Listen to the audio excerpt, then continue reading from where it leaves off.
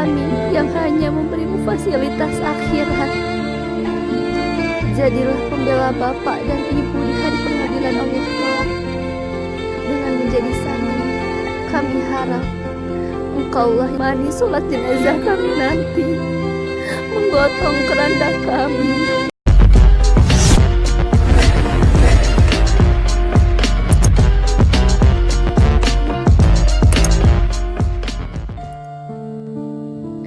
Selamat mondok, nak. Demi Allah, bukan kami benci hingga membuangmu jauh ke pesantren. Bukan kami tidak cinta, wahai anak kesayanganku.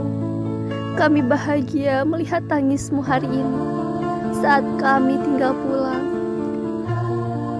Kelak kau akan merindukan tangis perpisahan ini. Selamat berjuang, nak. Kau akan paham mengapa engkau kami titipkan di pesantren.